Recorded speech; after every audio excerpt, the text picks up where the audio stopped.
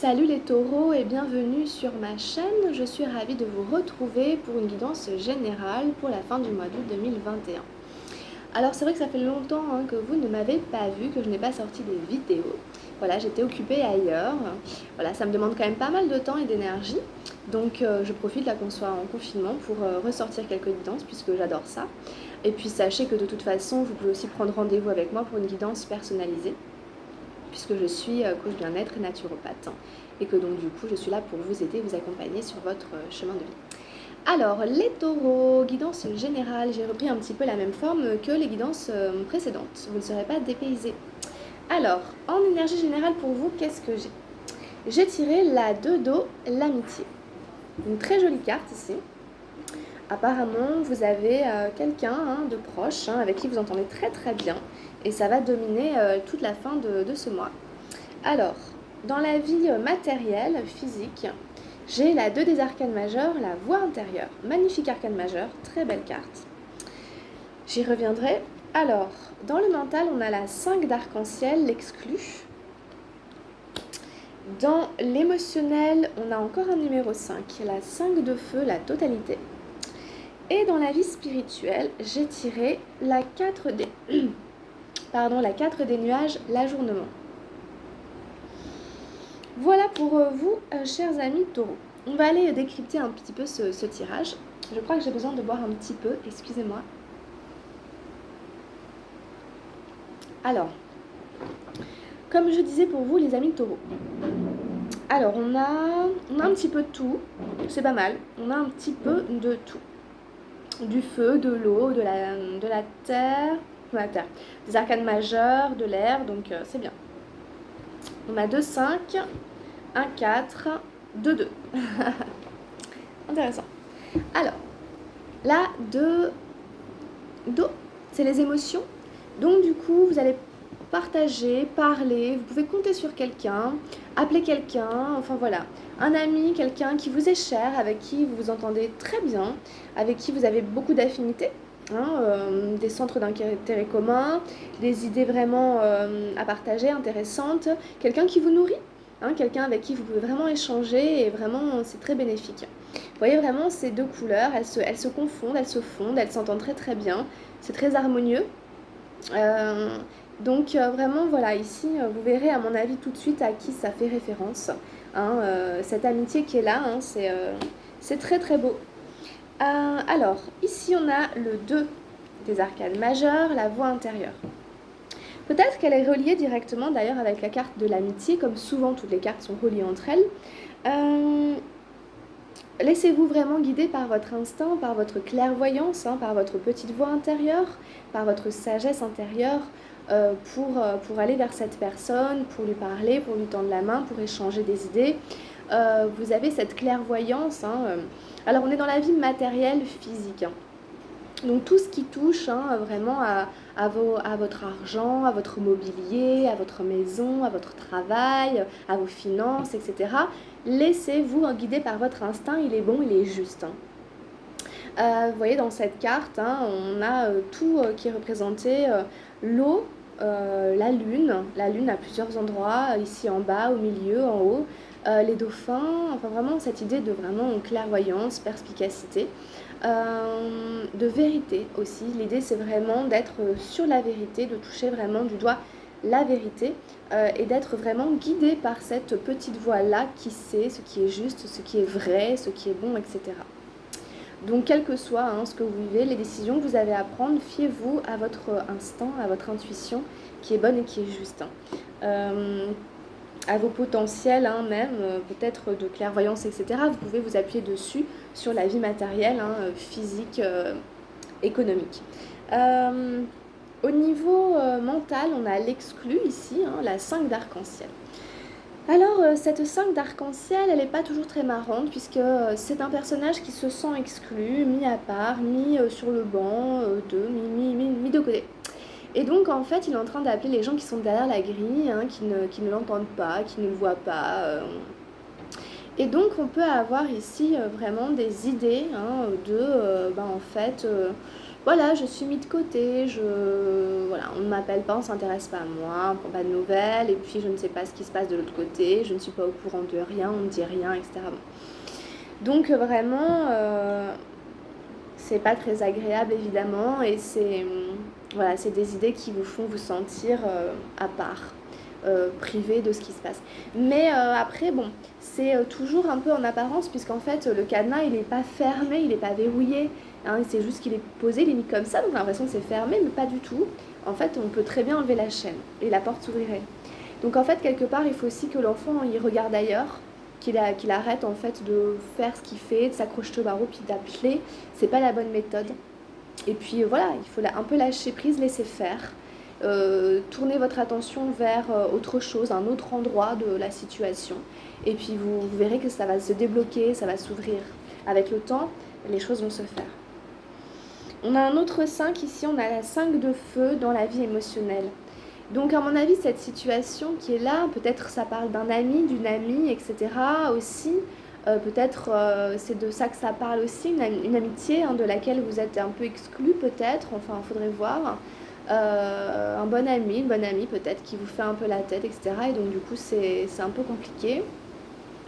Mais là voilà, parce que donc là avec le 5 de feu dans la totalité dans l'émotionnel, il y a cette idée d'écouter toutes les parties de soi, d'être vraiment dans cet état de vigilance et d'éveil par rapport à tout ce qui se vit en nous, et par rapport aux résultats que l'on veut obtenir.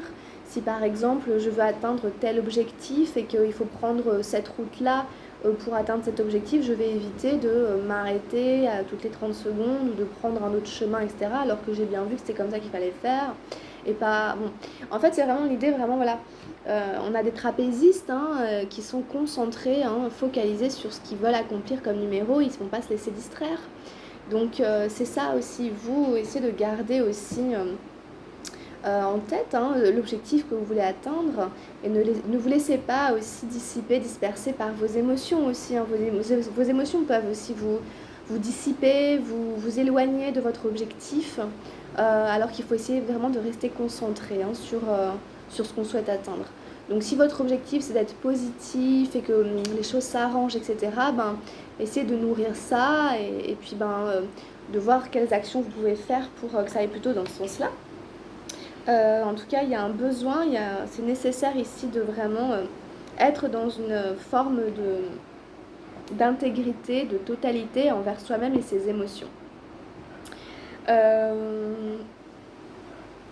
Parce que du coup, quand même, en effet, on peut avoir un sentiment un petit peu en dessous de ce tirage que c'est pas évident en fait.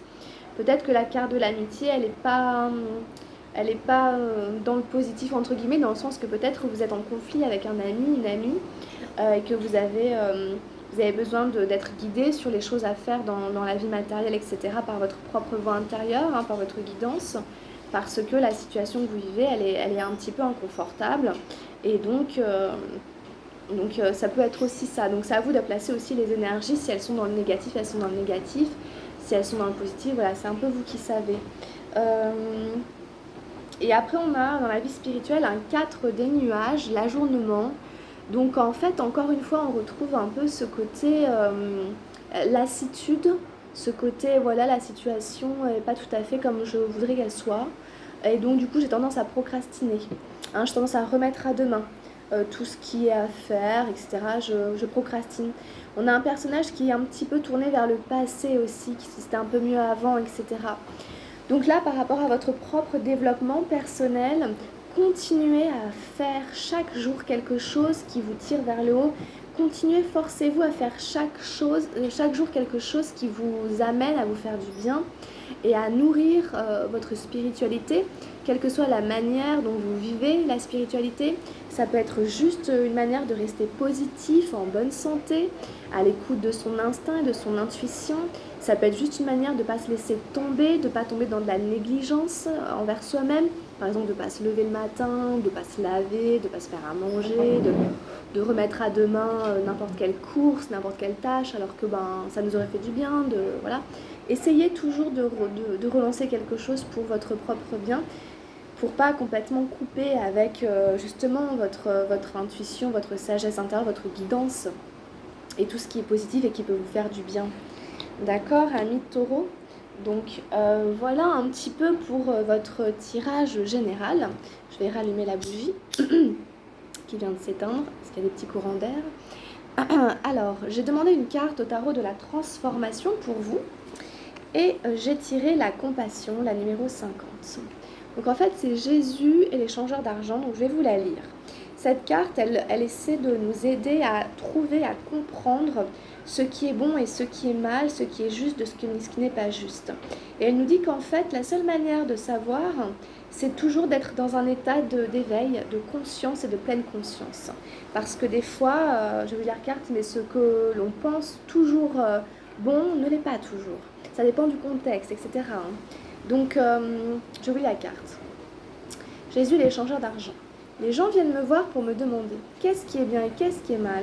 Je réponds que l'état de vigilance est bien et que le fait d'être inconscient ne l'est pas. Ce ne sont pas les actions que je qualifie de bonnes ou de mauvaises. Je ne dis pas que la violence est mauvaise, parfois la violence peut être juste. Je ne dis pas que l'amour est juste, parfois l'amour peut être mauvais. L'amour peut s'adresser à la mauvaise personne ou encore l'amour peut cacher une mauvaise intention. Quelqu'un aime son pays et c'est terrible parce que le nationalisme est une malédiction. Quelqu'un aime sa religion mais cet amour-là le rend capable de tuer, d'assassiner, de brûler les autres temples. L'amour n'est pas toujours bon ni la colère toujours mauvaise. Alors qu'est-ce qui est bon et qu'est-ce qui ne l'est pas? Selon moi, l'état de vigilance est bon. Si vous êtes en colère, tout en étant pleinement conscient, alors même la colère est bonne. Si vous êtes amoureux sans être dans un état de conscience, alors l'amour lui-même n'est pas juste.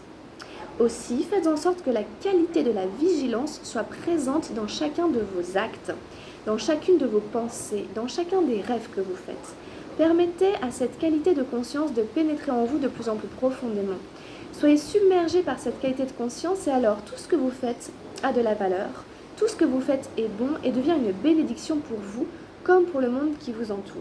En fait, cette carte, elle va rejoindre très nettement la carte de la totalité qui parle exactement de cet état de vigilance, donc de conscience des choses. À partir du moment où on les fait de cette manière-là, voilà, c'est ok, quoi. Donc prenez tout ce qui peut vous servir. J'ai demandé un dernier petit message à l'oracle des anges gardiens pour les taureaux, on découvre ensemble. Et j'ai tiré la paix. Un très joli message de paix pour finir. Bon, je sais que vous ne voyez pas les choses, c'est pas écrit à l'endroit, mais bon, c'est pas grave, je vous montre quand même. Alors, apaise tes pensées et place ta conscience dans un espace de paix à l'intérieur de ton cœur. Sens le flux et le reflux de l'amour, le mouvement éternel des étoiles.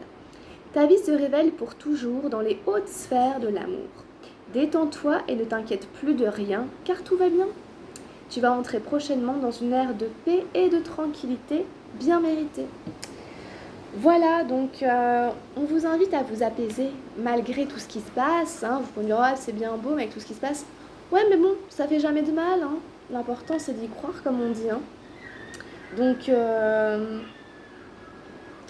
faut vous détendre un petit peu et puis essayer de vous placer davantage à l'intérieur de vous, dans un espace de paix, de calme et de détente à l'intérieur de vous, pour être peut-être moins agité ou en tout cas pour retrouver de la sérénité, de la confiance. On vous parle du mouvement des étoiles, de flux et de reflux de l'amour. Ne vous inquiétez plus, ça va aller. Voilà le dernier message pour vous les taureaux. Bon bah écoutez, on s'arrête là, merci de m'avoir suivi. Je vais faire votre guidance sentimentale tout de suite. Donc n'hésitez pas à liker, à vous abonner, à faire tourner la vidéo. Merci de rester avec moi. Je vous rappelle que vous pouvez demander une guidance personnalisée en m'envoyant un petit message à Camille Desil ou sur mon mail, camilledesil@gmail.com. J'ai aussi créé un petit compte Instagram tout récemment, histoire d'être repérable sur Instagram. Il n'y a pas grand chose dedans. Je vous rappelle du coup que moi c'est ma profession, comme je vous disais au début je crois, donc n'hésitez pas à demander mon soutien, mon aide, mon accompagnement, je serai ravie de le mettre à votre service. Les taureaux, portez-vous bien, puis je vous dis à très très vite, un gros bisou, ciao ciao.